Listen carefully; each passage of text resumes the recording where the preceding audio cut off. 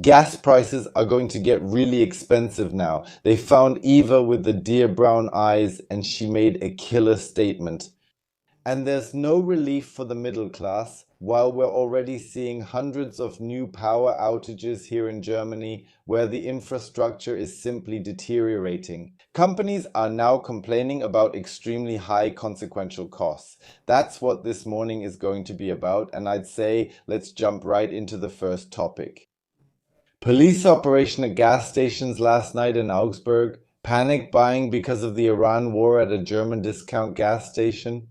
That's what both Der Westen and Bild newspaper are reporting.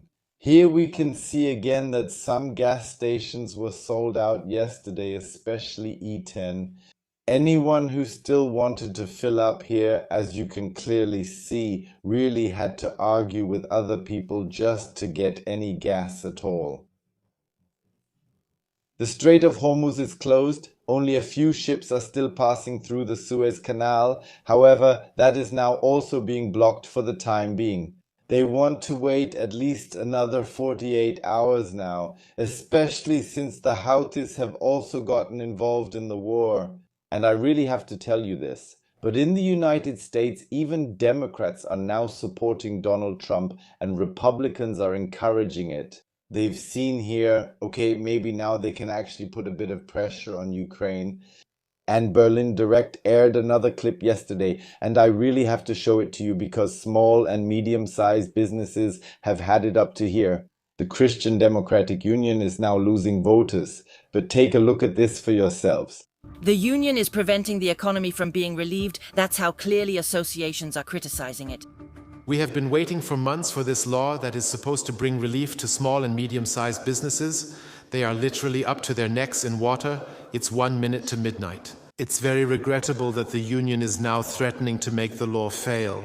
Once again, small and medium-sized businesses are furious because the Christian Democratic Union is not willing to support relief measures, while the Social Democratic Party has already agreed to at least provide a minimal lifeline. The Christian Democratic Union continues to block this.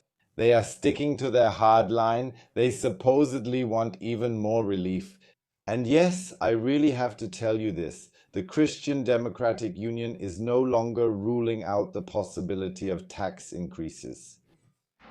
This 2-week-old letter is still upsetting the Traffic Light Coalition today. The leaders of the union are proposing 12 immediate measures for the economy to the Chancellor, but Friedrich Merz and Alexander Dobrindt forgot to include how all of this would be financed. They are putting tax cuts of around 45 billion euros on the table. But now, on top of everything else, we can see it again. You can see it yourself. Oil prices just keep rising non-stop, which will hit this economy hard once again. And we'll also take another look at the power outage map in a moment. You can still see it between Berlin and Hamburg, then the cases in Lower Saxony, and now new cases down in Bavaria. Once again, you can see the completely dilapidated infrastructure of Germany. Yesterday I got a comment saying, yeah, but in our case it was construction work. Why did they cut off the network supply? Question, do you seriously not believe that, just like in big cities, you could actually be supplied by several cables at the same time? If one fails, you could use the other one. That's what I mean. With a crumbling infrastructure, that's not possible in Germany. Then I wonder why it works so well in other countries. We'll definitely keep looking further. And now you can see it for yourselves. Companies are complaining about the resulting costs. That's what we've always said. These companies suffer really extreme damage because of the power outages. Some companies also complain that, for example, there are irreparable damages because machines just shut down like that, and restarting them simply causes production losses wherever it doesn't work, or rather, until you've restarted an entire production line like that. And what Friedrich Merz is campaigning with, I'll show you now, and I'm telling you, it's going to get pretty absurd. Is Germany not the laggard, but has Germany now also taken the lead in Europe on these issues? And now other countries are looking at us and asking themselves, what are the Germans actually doing to make things work so well there?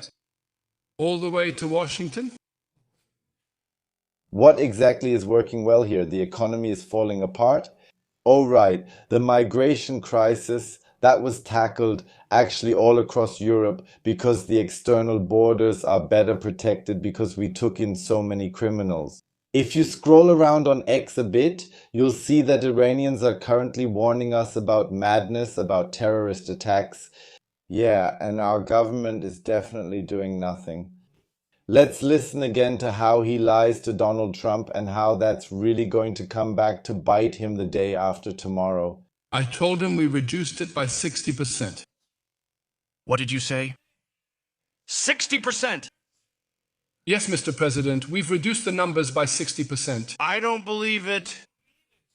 Yes, I'll be with him again on Monday and I'll show him again with charts. So, you see, A quick addendum to the video. Yes, total number of people seeking protection. I'll show it to you, of course. At the end of 2023, 3.17 million. At the end of 2024, 3.3 million. At the end of 2025, 3.24 million. Where is that 60%? Oh, the first arrivals, yes, but that's actually due to a slightly different issue. Then let's wait for the next 48 hours and see if his charts still look that good. That's when the first people from Iran arrive here. And then let's see how many refugees there will be. And what do you think? Who is actually fleeing from Iran right now? The people who protested against the state and have already risked their lives. Or the people who, well, I have to say it like this, may have been loyal to the regime and are now afraid that the regime might fall. And now, as I promised you, Eva, with the dough brown eyes, something that reeks to high heaven, I really have to say it like that. First of all, of course, you always have all the sources right at the top in the header. So that means you always basically get all the sources at the top. See for yourself, so you know I'm not making things up. So, and how did Eva react to that? Eva says they can't remember. That's the first absolute bullshit excuse I get from them. So we might have a future prime minister, and yes, we had him in politics back then too. And I was 15 or 14. Yeah, I was 15 or 14 years old. And I can still remember today that he was there.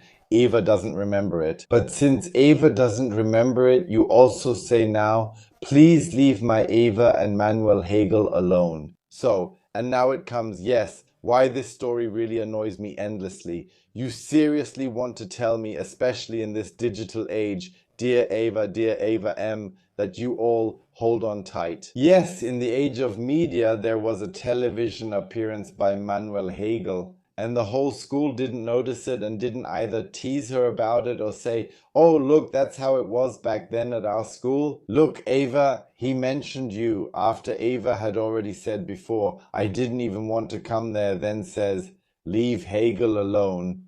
I think there was a lot more to it. Of course, I can't prove anything, but I wish you a wonderful day.